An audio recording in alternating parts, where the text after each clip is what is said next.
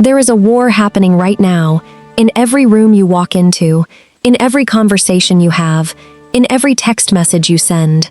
And you are losing this war without even knowing you're fighting it. Not because someone is smarter than you, not because someone is more powerful than you. You are losing because of the one weapon you were never trained to control, your own mouth. 500 years ago, a man sat in exile, stripped of his title, banished from the halls of power he once walked freely, and he began to write down the truth that kings, princes, and emperors were too afraid to say out loud. His name was Niccolò Machiavelli, and one of the most dangerous truths he ever wrote was this: men are ruined by nothing so much as by their own words. Think about that for a moment. Not by their enemies, not by their mistakes, not by bad luck, by their own words. Right now, somewhere in your life, there is a person who knows more about your weaknesses than they should. There is a colleague who understands your fear of being replaced. There is a friend who knows exactly which button to press to make you defensive. There is an ex who could destroy your reputation with 3 sentences. And the terrifying part is this: you gave them all of that ammunition yourself. You handed it over, word by word, in moments when you thought you were just being honest, just being open, just being human. In the next few minutes, we are going to walk through 10 situations, 10 specific moments, where your own voice becomes the blade that cuts you down. These are not abstract theories. These are things you have done, things you are doing right now, today, without realizing it. By the time we reach the end of this video, you will never look at a simple conversation the same way again. You will start noticing the moments where silence would have protected you, and speech destroyed you. Some of what you're about to hear will feel uncomfortable, because it will feel like I am describing you specifically. That discomfort is not an accident. That is the moment your mind begins to change. Stay until the end, because the 10th situation, the final one, is the most dangerous of them all, and almost nobody sees it coming until it has already ruined them. This is the hidden mind, and this is Machiavelli's warning about the mouth that betrays you. Welcome back to the Hidden Mind, the channel where we take the darkest, most uncomfortable truths about human nature and hand them to you as tools, not as theory. If this is your first time here, understand what this channel is built for. We do not deal in comfortable lies. We do not tell you that everyone deserves your trust, that oversharing is healthy in every situation, or that honesty without strategy will protect you in a world built on power, perception, and self-interest. We study the cold, calculating wisdom of history's most feared strategists, thinkers, and philosophers, people like Niccolò Machiavelli, and we translate their centuries-old observations into weapons you can use to protect yourself in your career, your relationships, and your daily life. Today's video is one of the most important pieces of psychological armor we have ever built on this channel, because it deals with the single most common way that people destroy themselves without any outside help: their own speech. Before we go further, I need 3 things from you, and I am not asking as a formality.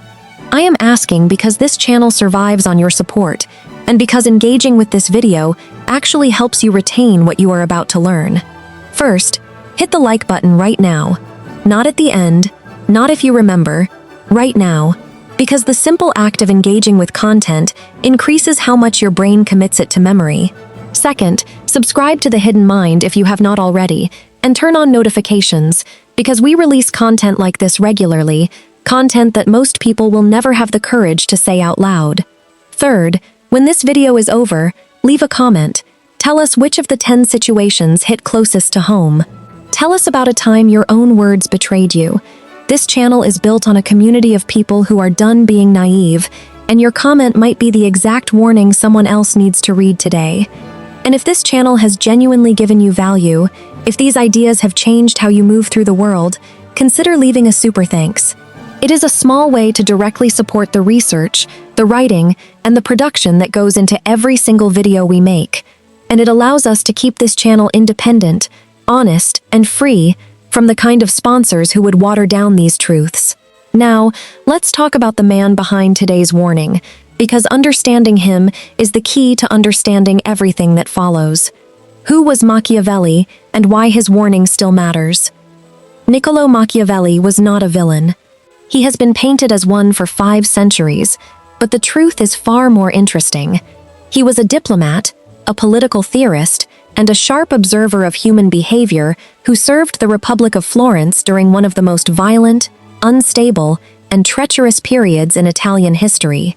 He watched princes rise to power and fall from it within months. He watched alliances form and shatter overnight. He watched men who trusted too easily get poisoned, imprisoned, or exiled, while men who understood the mechanics of power, secrecy, and self-control survived and thrived. When the Medici family returned to power in Florence, Machiavelli was accused of conspiracy, imprisoned, and tortured. He lost his position, his income, and his status. It was during this exile, stripped of everything, that he wrote his most famous work, The Prince, a brutally honest manual on how power actually works, not how we wish it worked. Buried within that work, and within his other writings, are observations about human speech that remain more relevant today than they were in the 16th century. Because here is the uncomfortable truth. The tools have changed. We no longer live in royal courts with whispered conspiracies in candlelit halls. We live in open offices, group chats, social media comment sections, and video calls.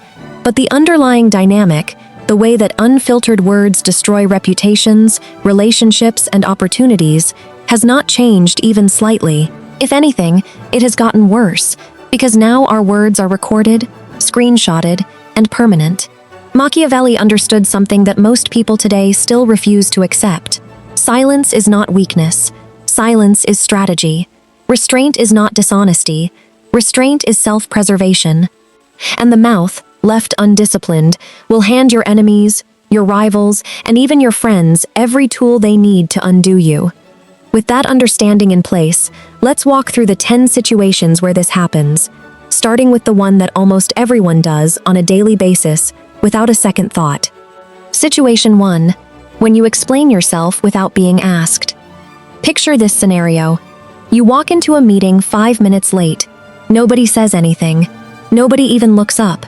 And yet, the moment you sit down, you feel this overwhelming urge to explain. Traffic was terrible. Your alarm didn't go off. Your kid was sick this morning. You launch into a detailed, unprompted account of exactly why you were late, complete with timestamps and excuses, to a room full of people who were not thinking about your lateness at all until you brought it up. This is one of the most common ways that people betray themselves through speech, and Machiavelli's insight applies here with brutal precision. He observed that those who wish to hide something almost always reveal it through the sheer effort of trying to explain it away. Think about that for a second. The unprompted explanation itself becomes the confession. When you explain yourself before anyone has accused you of anything, you are signaling, loudly and clearly, that you believe you did something wrong. You are drawing attention to a weakness that would have otherwise gone completely unnoticed. In psychology, this tendency has a name. It is closely related to what researchers call the spotlight effect, the deeply ingrained belief that other people are paying far more attention to our mistakes, our appearances, and our failures than they actually are. In reality, most people are far too consumed with their own anxieties, their own deadlines, and their own insecurities to notice or care about your 5 minutes of lateness. But your unprompted explanation forces them to notice. It takes a non-event and transforms it into a documented event, one that now exists in their memory because you insisted on narrating it. Consider a darker version of this same dynamic. Imagine a manager who makes a decision that slightly deviates from company policy, a decision nobody on the team would have questioned or even noticed. But because that manager feels a flicker of guilt, they send out an email explaining, in painstaking detail, why they made the decision, citing extenuating circumstances, apologizing repeatedly, and essentially building a paper trail that draws direct attention to the deviation. Now, instead of a silent, unnoticed judgment call, there is a documented explanation that a hostile colleague, or worse, a company auditor, can point to later as evidence of wrongdoing. The manager's own words became the very evidence used against them. Machiavelli's princes understood this instinctively. When a ruler made a difficult decision, a decision that might be seen as ruthless or self-serving, The disciplined ones did not immediately explain themselves to their court. They let the decision stand, let time pass, and only if directly questioned did they offer a calm, brief, controlled response. The undisciplined rulers, the ones history remembers as weak, felt compelled to justify every action immediately, revealing their insecurity and, more dangerously, revealing the actual reasoning behind decisions that were far better left ambiguous. Here is the practical lesson you need to take from this. The next time you feel that hot, urgent need to explain yourself before anyone has asked, pause. Ask yourself honestly, was I actually accused of something, or am I accusing myself in my own head and projecting that judgment onto everyone around me? In the vast majority of cases, you will find that the only person in the room who noticed your 5 minutes of lateness, your small mistake, or your minor deviation was you. By staying silent, by simply proceeding as though nothing worth mentioning happened, you deny everyone else the information they would need to judge you at all. Silence, in this specific situation, is not suspicious. Silence is simply confidence, and confidence, unlike explanation, cannot be used as evidence against you. Situation 2. When you reveal your plans before they are complete. There is a particular kind of excitement that comes from having a plan, a goal, or an ambition that you have not yet achieved. You want to start a business. You are planning to ask for a promotion. You are quietly working on a project that could change your career. And that excitement builds inside you until it becomes almost unbearable. Until you find yourself telling coworkers, friends, family members, sometimes even strangers, about exactly what you intend to do, in specific and enthusiastic detail. Machiavelli's warning here is one of the sharpest in his entire body of work. He understood that intentions announced too early lose their power, and worse, they arm your competitors, your rivals, and even well-meaning but careless friends with information that can be used to undermine you, whether intentionally or not. Let's break down exactly how this plays out in real life. Say you work at a mid-sized company and you have identified an inefficiency in your department that, if solved, could save significant money and make you look brilliant in front of leadership. Excited, you mention your idea casually to a colleague over coffee, describing your entire strategy in detail. That colleague, who may not even be malicious, simply ambitious in the way that most people in competitive workplaces are, takes your idea, refines it slightly, and presents it to your shared manager 2 days before you were planning to. Now your original idea, the one you spent weeks developing, appears to belong to someone else, because they spoke first. This is not villainy in the cartoonish sense. This is simply how ambition operates in environments where credit is scarce and opportunities are competitive. Machiavelli would tell you that the fault here is not entirely your colleagues. The fault lies partly in your decision to hand over a completed strategic advantage before you had secured it for yourself. There is a psychological trap embedded in this behavior as well, one that researchers studying goal setting have documented extensively. When you announce a goal publicly and receive praise, congratulations, or social validation for simply stating your intention, your brain often experiences a small dose of satisfaction, almost as if the goal itself has already been partially achieved. This is sometimes called social reality. The idea that stating an intention out loud creates a symbolic sense of identity fulfillment. The danger is that this premature satisfaction can actually reduce your motivation to do the difficult, unglamorous work required to make the goal real, because part of your brain has already collected the reward of having announced it.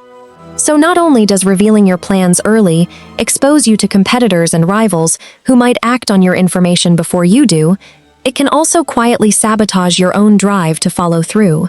Consider how Machiavelli described the successful rulers of his time. The ones who conquered new territory, who expanded their influence, who outmaneuvered rival city-states, did not announce their military campaigns weeks in advance in the town square. They gathered resources quietly. They built alliances without fanfare. They struck when their opponents believed them to be occupied elsewhere, or unprepared, or uninterested. The element of surprise was not an accessory to their strategy. It was the strategy. Now apply this to your own life. If you are planning a career move, a business launch, a major life change, Practice discretion. Share your plans only with people who have proven, through years of behavior, that they celebrate your success rather than compete with it. And even then, share only what is necessary. Let your actions announce your ambitions when they are already complete. When there is no version of the story where someone else can claim your idea, your effort, or your timing as their own. The world rewards results. It rarely rewards announcements. And the gap between those two things is exactly where your own mouth can quietly destroy months or years of your effort. Situation 3. When you complain about someone to someone else. This is one of the most universally human behaviors on this entire list, and also one of the most consistently underestimated in terms of its danger. You are frustrated with a friend, a coworker, a family member, or a partner. The frustration builds until you need to release it somehow, so you turn to someone else, someone you trust, and you vent. You describe every flaw, every irritating habit, every perceived betrayal, in vivid and often exaggerated detail, because venting, in the moment, feels like relief. Machiavelli's understanding of court politics gives us an unforgiving lesson about this exact behavior. In the Renaissance courts he studied and served, gossip was not a minor social activity. It was a weapon, a currency, and a constant threat.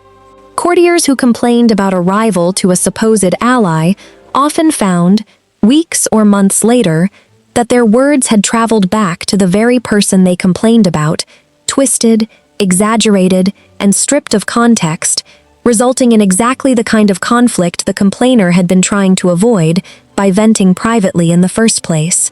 Here is why this happens so consistently, across every era of human history. The person you vent to is rarely a neutral vessel who simply absorbs your words and forgets them. They are a human being with their own motivations, their own relationships, and their own incentives. Sometimes they repeat what you said because they genuinely believe the other person deserves to know. Sometimes they repeat it because gossip itself is a form of social currency, a way of appearing important or in the know within a friend group or workplace. And sometimes, in the most painful version of this dynamic, they repeat it specifically because it benefits them to create conflict between you and the person you complained about. Think about how this plays out in a typical workplace. You complain to a colleague about how your manager handled a project, describing your manager as disorganized, unfair, or incompetent.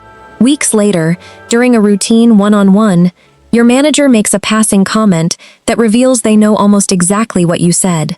The trust between you and your manager, which may have taken years to build, is damaged in an instant, not because your manager did something wrong, but because your own words, filtered through a third party, reached the one person you never intended them to reach. Even in situations where your words never make their way back to the subject of your complaint, there is a second, quieter danger. Every time you complain about someone to a third party, you are training that third party to see you as someone who talks about people behind their backs. They may nod along sympathetically in the moment, but internally, a small, rational part of their brain is registering a simple, uncomfortable fact. If this person complains about others to me, they almost certainly complain about me to others. This single realization can quietly erode trust in a friendship or professional relationship long before any specific words are ever repeated. Machiavelli's advice, distilled into modern practical terms, is this: if you must vent, vent to someone with absolutely no connection to the situation, someone who does not know the person you are complaining about and has no incentive to repeat your words to anyone who does. Better yet, vent through action rather than words. Write it down privately, process it through exercise, or address the actual problem directly with the person involved, rather than distributing your frustration across your entire social circle. Every complaint you speak aloud about another person is a small, sharp object that you are handing to someone else, and you have no guarantee of how, when, or against whom it will eventually be used. Situation 4. When you brag about your success. Success feels incredible, and the natural human instinct is to share it. You get the promotion, you close the big deal, you buy the new car, you finally hit the financial milestone you've been chasing for years, and the urge to announce it to everyone around you feels almost involuntary. But Machiavelli offers one of his most counterintuitive and, frankly, most difficult pieces of advice on exactly this topic. He observed, through years of watching princes and courtiers rise and fall, that visible success invites envy far more reliably than it invites admiration, and envy is one of the most dangerous, corrosive forces a person can create in the people around them. This is not a comfortable truth, because we live in a culture that constantly encourages self-promotion, personal branding, and public celebration of achievement. Social media has amplified this instinct to an extreme degree, turning every milestone into content, every success into a post designed for maximum visibility. But the psychological reality underneath all of that noise has not changed since Machiavelli's time. When you broadcast your success loudly, you are not simply sharing information. You are creating a social comparison in the mind of everyone who hears it. And social comparison, as decades of psychological research have consistently shown, is one of the most reliable triggers for resentment, insecurity, and quiet hostility in human relationships. Consider the coworker who gets promoted and immediately begins referencing their new title, their new salary, and their new responsibilities in every conversation, even ones that have nothing to do with work. Colleagues who once liked this person may begin to distance themselves, not because the promotion itself was undeserved, but because the constant reminder of it creates an uncomfortable, unspoken comparison every single time they interact. Some of those colleagues, especially the ones who were passed over for the same promotion, may begin looking for ways to undermine the newly promoted person, not out of pure malice, but out of a very human, very ancient impulse to level a playing field that suddenly feels unbalanced. Machiavelli watched this exact dynamic play out among nobility constantly. A noble family that displayed its wealth too openly, that built the largest palace, threw the most extravagant parties, or wore the most obvious symbols of status, often became the target of jealousy-driven conspiracies from rival families who felt, whether justified or not, that their own position was being diminished by comparison. The families who quietly consolidated power, who lived well but without excessive display, who let their influence speak through actions rather than announcements, tended to survive political shifts far more successfully than their flashier counterparts. There is also a strategic dimension to this that goes beyond simple social harmony. When you keep your successes relatively private, you retain a significant advantage. Your rivals, your competitors, and even your friends underestimate you. They do not fully understand the extent of your resources, your capabilities, or your position. This underestimation is not a disadvantage. It is one of the most powerful strategic assets a person can possess, because people plan their own moves based on what they believe about your strength. If they believe you weaker or less accomplished than you actually are, they make decisions accordingly, decisions that often work in your favor precisely because they misjudged you. None of this means you should never celebrate your achievements or never share good news with people who genuinely care about you. It means practicing discernment about who hears the full extent of your success and resisting the reflexive urge to announce every win to every audience simply because the announcement feels good in the moment. The dopamine hit of public celebration is temporary. The quiet resentment it can generate in less secure people around you can linger far longer, and it often surfaces in ways you will not see coming, from a colleague who suddenly stops helping you, to a friend who mysteriously becomes distant, to a rival who begins working against you without ever explaining why. Situation 5. When you argue to win instead of to understand. Every disagreement contains a fork in the road, a choice between two fundamentally different objectives. One path leads toward understanding, resolution, and the preservation of the relationship. The other path leads toward victory, toward proving the other person wrong, toward winning the argument regardless of what that victory costs. Most people, in the heat of a disagreement, unconsciously choose the second path, and Machiavelli's writing suggests that this choice is almost always a strategic mistake, even when you are, objectively, correct. Here is the uncomfortable core of this idea. Being right and winning are not the same thing, and pursuing the wrong one at the wrong moment can cost you far more than the argument itself. When you argue purely to win, your words tend to escalate. You reach for the sharpest possible phrasing, the most damaging past examples, the most cutting observations about the other person's character, because your goal in that moment is not resolution, it is domination. And here is the trap. Everything you say in that heightened, adversarial state becomes permanent evidence of how you think, how you perceive the other person, and what you are willing to say when provoked. Consider a marriage or long-term partnership. During a heated argument about something relatively minor, perhaps a disagreement about finances or parenting decisions, one partner, determined to win, brings up a completely unrelated failure from years earlier, using it as ammunition to prove a broader point about the other person's character. In that specific moment, it might feel like a devastating, decisive blow. But that sentence does not disappear once the argument ends. It becomes part of the emotional record of the relationship. It gets remembered, replayed, and eventually repeated back during some future conflict, often word for word, as evidence of how little respect or empathy exists in the relationship. Machiavelli's approach to conflict among rivals and allies was fundamentally different from the win-at-all-costs mentality that governs most everyday arguments. He advised that a wise leader carefully calculates whether a conflict is even worth engaging in fully, and if it must be engaged, to engage with precision and restraint rather than emotional excess. Why? Because excessive, emotionally driven speech during conflict reveals far more about your own insecurities, fears, and weaknesses than it reveals anything true about your opponent. Think about the last time you watched someone lose control during an argument, saying increasingly extreme, personal things to try to win. What did you actually learn about them in that moment? In almost every case, you learned about their deepest insecurities, the wounds they carry, and the specific things that genuinely frighten or threaten them, because those are exactly the areas people attack when they feel cornered and desperate to win. Every uncontrolled outburst is, in a very real sense, a confession. There is a practical, powerful alternative to arguing purely to win, and it is one that Machiavelli's more successful subjects and rivals understood intuitively. It is called strategic restraint. This means engaging in the disagreement with a clear, calm goal, whether that goal is genuine mutual understanding, a specific practical resolution, or simply de-escalation rather than emotional dominance. It means asking yourself, before you speak, a simple but powerful question.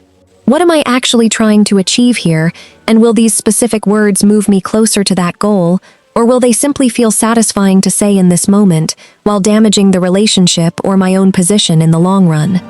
The people who master this distinction gain an extraordinary advantage in both their personal relationships and their professional lives.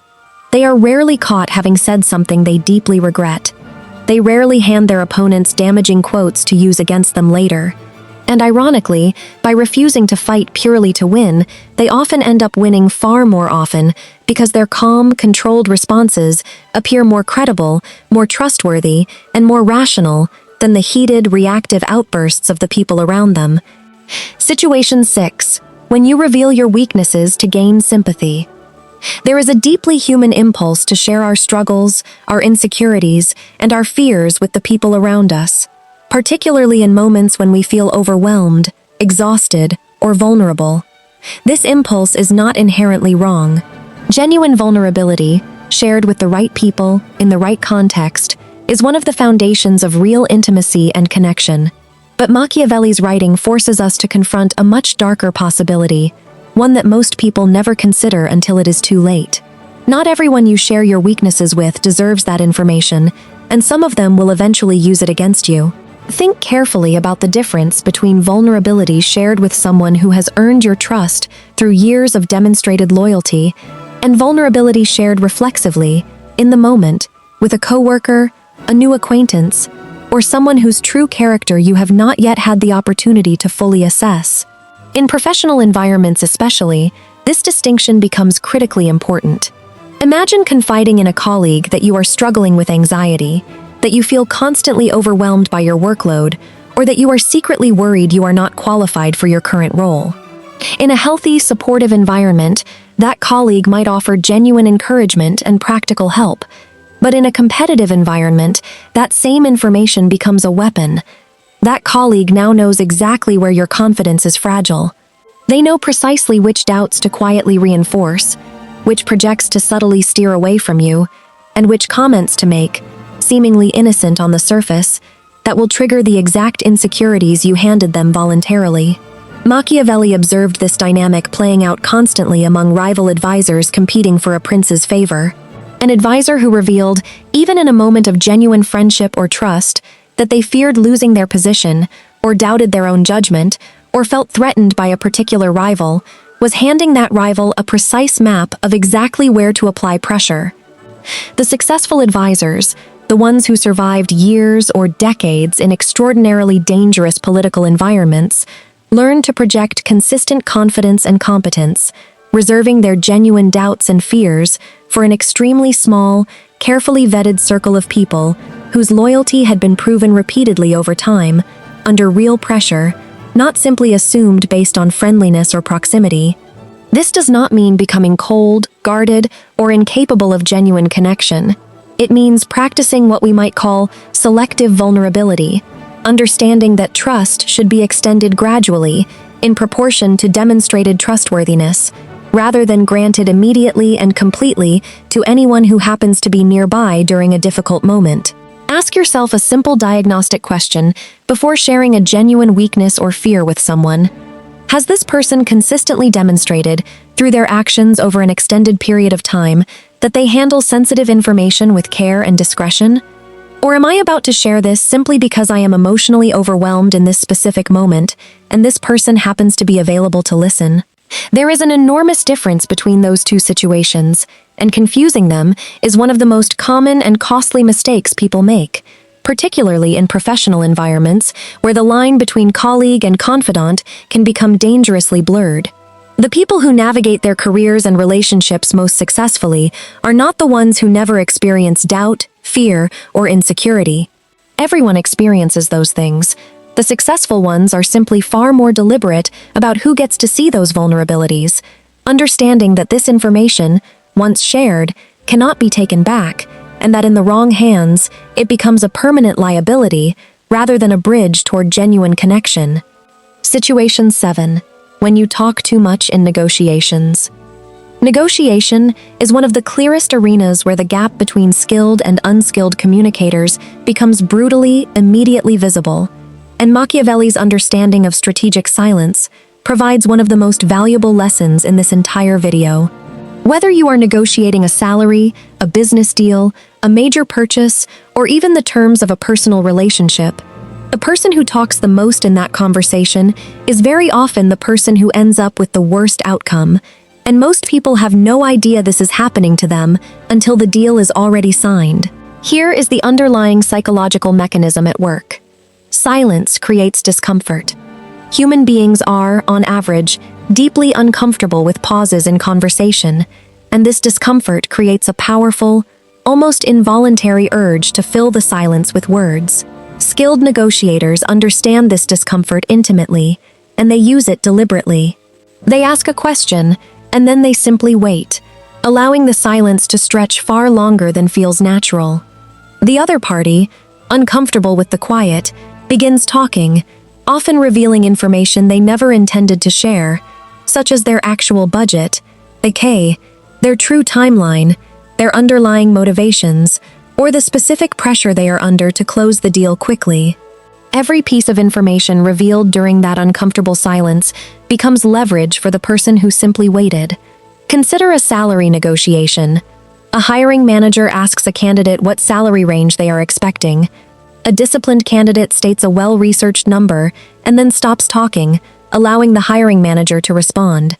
An undisciplined candidate, uncomfortable with the brief pause that follows, begins immediately qualifying and softening their answer, explaining that they are flexible, that they understand budget constraints, that they are willing to negotiate down if necessary, essentially undermining their own initial position before the hiring manager has even responded.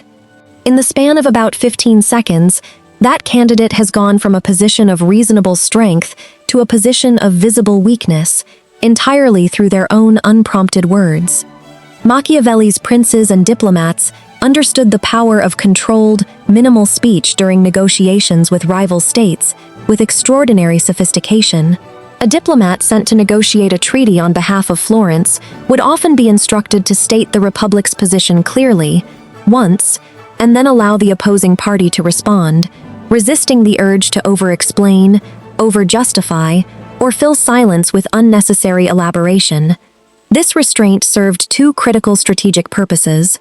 First, it prevented the accidental revelation of Florence's true priorities, its actual limits, or the pressures it was facing internally. Second, and perhaps more importantly, it forced the opposing party to reveal their own position more fully, since someone in the conversation needed to keep it moving, and the disciplined party had already decided it would not be them. There is a practical technique embedded in this lesson that you can apply immediately in your own life. The next time you find yourself in any kind of negotiation, whether it involves salary, price, terms, or even a disagreement about household responsibilities, practice this specific discipline. State your position clearly and concisely, then stop talking completely, even when the silence that follows feels unbearable. Count to 10 in your head if you need something to focus on. Resist every urge to fill that silence with additional justification, softening language, or unnecessary elaboration. In the theater of life, we are all actors sharing the same scene. The other person will speak first, and what they say in that moment, whether it is a counteroffer, a concession, or an explanation of their own constraints, will give you significantly more useful information than anything you could have gained by continuing to talk. Your silence, uncomfortable as it may feel in the moment, becomes one of the most powerful tools available to you, precisely because almost nobody else is disciplined enough to use it. Situation 8. When you defend yourself against every accusation. There is a specific, exhausting trap that many people fall into repeatedly throughout their lives, and it involves believing that every accusation, criticism, or negative comment directed at them requires an immediate, thorough response. Someone questions your work, and you feel compelled to defend every single decision in exhaustive detail. Someone spreads a rumor about you, and you feel an overwhelming urge to address it publicly, point by point, to everyone who might have heard it. Machiavelli's observation about this pattern of behavior is both counterintuitive and, once understood, extremely liberating. He suggested, through his broader writings about how princes should handle criticism and rumor, that responding to every single accusation, especially minor or baseless ones, often does far more damage to your reputation than simply ignoring them ever could. Here is why this happens. When you respond extensively to an accusation, you are implicitly signaling that the accusation deserves that level of attention and energy. You are elevating a passing comment, a minor criticism, or an unfounded rumor into something significant enough to warrant a detailed defense. People who witness this defense, even if they had not previously heard the original accusation, now become curious about what exactly you are defending yourself against, and curiosity, once triggered, tends to spread information further and faster than the original accusation ever would have traveled on its own. This is sometimes referred to informally as the Streisand effect, named after an incident where an attempt to suppress information ended up drawing far more attention to that exact information than if it had simply been left alone. Consider a professional example. A colleague makes an offhand, somewhat unfair comment in a meeting, suggesting that a particular project failed because of your poor planning, when in reality, the failure was caused by factors largely outside your control. Your immediate instinct might be to launch into a detailed defense right there in the meeting, explaining every external factor, every constraint, every piece of context that the comment ignored. But consider what this defense actually accomplishes. It transforms a passing comment, one that most people in the room might have barely registered, into a prolonged, memorable moment of conflict. People who were only half paying attention now fully register the accusation because your extensive defense has forced them to. Machiavelli would suggest a fundamentally different approach, one rooted in a clear-eyed assessment of when a response is actually strategically necessary versus when it simply feels emotionally satisfying. Not every accusation deserves your energy. Not every rumor requires your correction. Not every critic deserves a rebuttal. The princes who survived and thrived during Machiavelli's era understood that their reputation was built primarily through consistent, demonstrated competence over time, not through winning every individual argument about their competence in the moment it was questioned. A prince who responded defensively to every whisper of criticism appeared insecure, reactive, and, ironically, more likely to have something to hide. A prince who let consistent results speak for themselves, addressing only the most serious, credible, and consequential accusations with calm, measured responses, appeared confident, secure, and genuinely trustworthy. This does not mean you should never defend yourself against accusations. Serious, credible accusations that could genuinely damage your career, your relationships, or your reputation absolutely deserve a clear, calm, factual response. The distinction lies in developing the judgment to recognize the difference between an accusation that genuinely threatens your standing and one that is simply an irritating, passing comment that will be forgotten within days if you simply do not amplify it through an elaborate defense. Before responding to any criticism or accusation, pause and ask yourself honestly, is this a genuine threat to something important, or is my ego simply uncomfortable with the idea that someone said something negative about me? The first category deserves a strategic, measured response. The second category, in almost every case, is best handled through silence, allowing the comment to fade naturally rather than giving it new life and new attention through your own defensive words. Situation 9. When you share secrets to feel closer to someone. Intimacy and trust are built, in large part, through the sharing of information, and there is a very real, very human tendency to accelerate this process of closeness by sharing secrets, particularly with someone new in your life, whether a new friend, a new romantic partner, or a new close colleague. The excitement of a new connection often comes with an almost intoxicating urge to share things you have not shared with others, to prove your trust, to demonstrate the depth of your openness, to fast-track the feeling of genuine closeness. Machiavelli's warning here addresses a specific danger embedded in this natural human impulse. Secrets shared too quickly, before trust has actually been established through time and tested behavior, create vulnerability without the protective foundation that should accompany it. You are essentially handing someone significant power over you before you have any reliable evidence about how they will use that power. Consider the early stages of a romantic relationship, a period often characterized by intense emotional connection and a strong desire for closeness. During this period, it is extremely common for people to share deeply personal secrets, past traumas, family conflicts, previous relationship failures, private insecurities, sometimes within the first few weeks of knowing someone. This feels, in the moment, like genuine intimacy, and sometimes it is.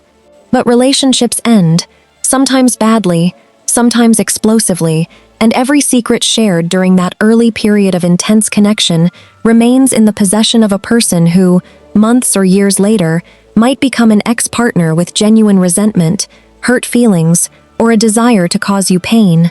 Information that was shared as an act of trust and love can, in the wrong circumstances, become a weapon used during a bitter breakup, whether through direct confrontation, through being shared with mutual friends, or in the modern era, through public exposure on social media. Machiavelli observed a similar dynamic among political alliances that formed too quickly, based on temporary shared interests rather than deeply tested loyalty. Rulers who shared their true strategic vulnerabilities, their genuine fears about rival states, or their actual military weaknesses with new allies, before those alliances had been tested through years of mutual benefit and demonstrated reliability, often found themselves betrayed the moment circumstances changed and it became advantageous for that ally to align with someone else instead. The information shared in good faith during the honeymoon period of the alliance became a tool used against them once the alliance soured. The lesson here is not that you should never form deep connections or never share meaningful, vulnerable information with new people in your life. Human connection requires vulnerability, and a life spent hoarding every secret out of pure caution would be a lonely, joyless existence. The lesson is about pacing and proportion. Trust should be built incrementally, tested through smaller moments before larger vulnerabilities are shared. Notice how a new friend or partner handles smaller pieces of information you share with them. Do they keep confidences? Do they respect boundaries? Do they demonstrate consistency between what they say and what they do over an extended period, across a variety of situations, including situations of minor conflict or disagreement? These smaller tests, observed over time, provide far more reliable information about whether someone deserves your deepest secrets than the intense, temporary emotional high of a new connection ever could. The people who build the most secure, lasting relationships in their lives are often not the ones who share everything immediately in a rush of early intimacy. They are the ones who allow trust to be earned incrementally, protecting their most sensitive information until they have substantial evidence, gathered over real time and through real tests, that this specific person has demonstrated themselves worthy of holding it. Situation 10. When you speak in anger. We have arrived at the final situation, the one I warned you about at the very beginning of this video, the one that is simultaneously the most common and the most catastrophically underestimated of all 10. Anger strips away every strategic instinct you have carefully built. It bypasses the calculating, deliberate part of your mind entirely and speaks directly through raw, unfiltered emotion, and Machiavelli understood, with chilling clarity, that anger is the single most reliable way that even intelligent, disciplined, strategically minded people destroy themselves through their own words. Here is what makes anger uniquely dangerous compared to every other situation we have discussed. In every previous scenario, whether unprompted explanation, premature revelation of plans, or oversharing secrets, there is at least a moment of conscious choice, however brief, before the words leave your mouth. Anger often eliminates that moment entirely. In the grip of genuine rage, people say things they would never say if given even 5 seconds to consciously consider the consequences. They reveal their deepest resentments, their most cutting observations about another person's flaws, information they promise to keep confidential, and threats they have no actual intention or ability to follow through on, all in a matter of seconds, driven purely by the physiological surge of anger rather than any strategic thought whatsoever. Machiavelli's advice regarding anger, distributed throughout his writings on leadership and diplomacy, centers on a single powerful principle. A leader, or indeed any person seeking to maintain power and respect, must never allow anger to dictate their words. Because words spoken in anger reveal true intentions, true resentments, and true weaknesses with a clarity that calculated speech never does. And once spoken, those words cannot be retracted, no matter how much the speaker may later regret them. Think about the last time you witnessed, or experienced yourself, a genuine outburst of anger during a conflict. What emerged from that outburst? In almost every case, it was not new information invented in the moment. It was truth, often uncomfortable, sometimes cruel truth, that had been suppressed, filtered, and carefully managed during calmer moments, suddenly released without any of the usual social filtering. This is precisely why angry outbursts feel so devastating to the people on the receiving end. They sense, correctly, that they are hearing something genuine, something that would never have been said under normal, controlled circumstances. Consider the professional consequences of an angry outburst directed at a colleague, a client, or an employee.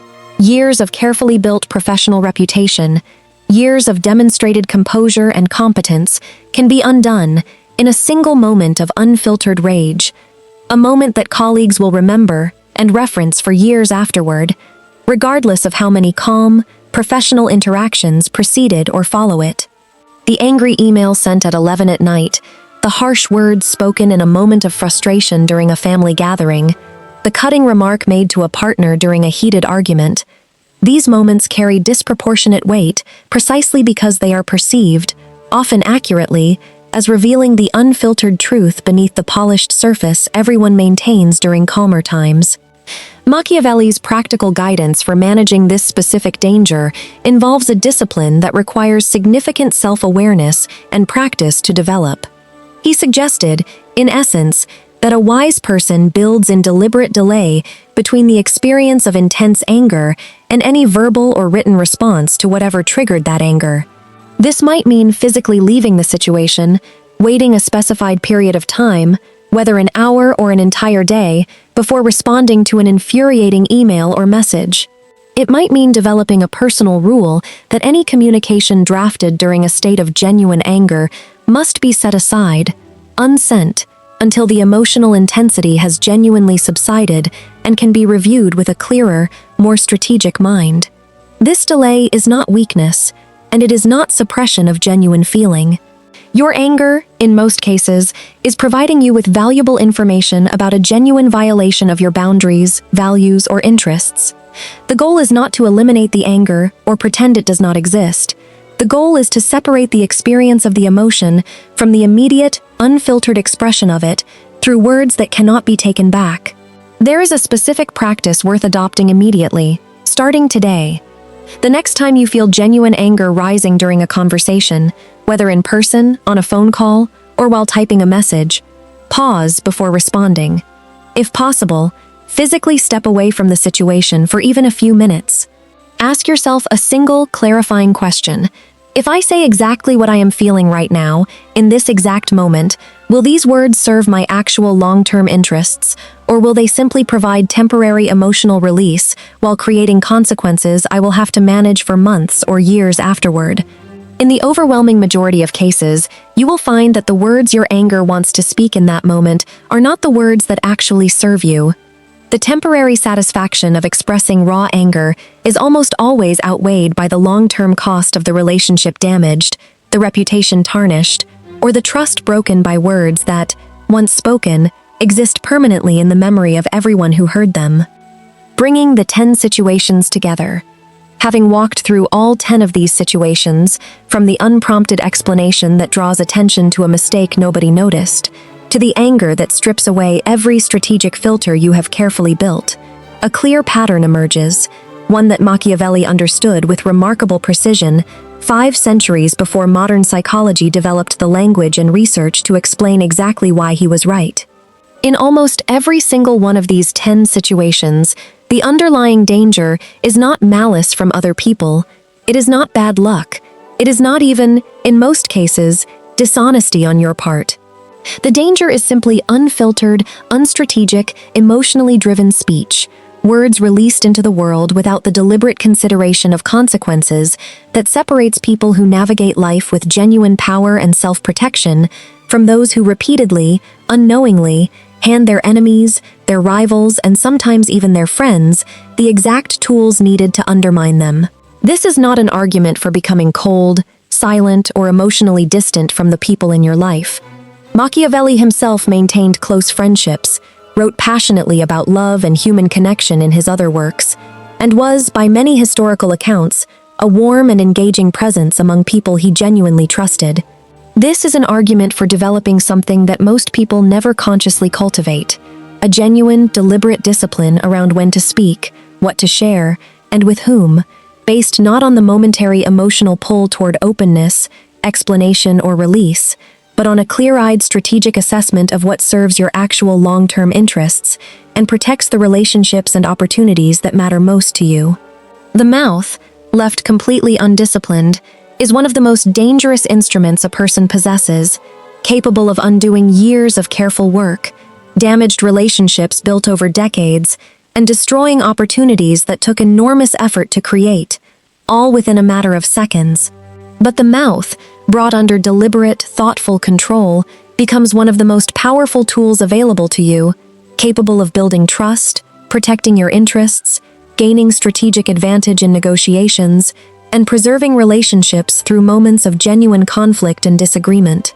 The choice between these two outcomes is made, moment by moment, conversation by conversation, in countless small decisions about whether to explain, whether to reveal, whether to complain, whether to boast, whether to argue, whether to expose a weakness, whether to fill an uncomfortable silence, whether to defend against every accusation, whether to share a secret too soon, and whether to speak in the grip of genuine anger. Every single one of those moments is an opportunity to either protect yourself or betray yourself, and the difference between those two outcomes rests entirely, in every single case, in your own hands. That brings us to the end of Machiavelli's warning about the 10 situations where your own mouth becomes the instrument of your own downfall. If even one of these situations felt uncomfortably familiar, if you recognized yourself in the unprompted explanation, the premature reveal, the venting session, the boast, the argument fought purely to win, the shared weakness, the negotiation talked away, the defensive spiral, the secret shared too soon, or the words spoken in anger, then this video has already done exactly what it was designed to do. Awareness is the first and most essential step toward genuine change, and you cannot correct a pattern you have never consciously noticed in yourself. Before you leave this video, I need to ask you again for the same 3 things I mentioned at the beginning, because they genuinely matter to the survival and growth of this channel. If this video gave you even one moment of genuine insight, one uncomfortable but valuable realization about your own behavior, please take 3 seconds right now to hit the like button. It costs you nothing, and it directly determines whether this video reaches other people who need to hear this exact warning. Second, if you have not already subscribed to The Hidden Mind, do it now, and turn on notifications, because we are building a library of exactly this kind of content, drawing on history's sharpest, most uncomfortable observers of human nature, Machiavelli, Sun Tzu, the Stoics, and many others, translating their centuries-old wisdom into practical tools you can use to protect yourself and navigate your career, your relationships, and your daily life with far greater strategic clarity. Third, scroll down and leave a comment. Tell us which of the 10 situations hit closest to home for you. Tell us about a specific time your own words betrayed you, or a time you successfully practiced restraint and watched it protect you. This community exists because people are willing to have honest, sometimes uncomfortable conversations about human nature, and your comment might be exactly the perspective someone else scrolling through these comments needs to read today. And finally, if The Hidden Mind has provided genuine value to you, if these videos have changed how you think, how you communicate, or how you move through the world, please consider supporting the channel directly with a super thanks. This channel is independently produced, built entirely on careful research and honest writing, rather than sponsored content designed to water down these truths, and your direct support allows us to keep making videos exactly like this one, without compromise. Share this video with someone in your life who talks too much, who over-explains, who vents to the wrong people, who cannot resist an argument, because sometimes the most valuable thing you can give someone is not a compliment, but an uncomfortable truth delivered with genuine care for their well-being. Until next time, remember the warning we explored today. Silence is not weakness, restraint is not dishonesty, and the discipline to control your own words, in every one of the 10 situations we discussed, is one of the most powerful, most underrated forms of strength a person can develop. This has been The Hidden Mind. Stay sharp, stay disciplined, and we will see you in the next video.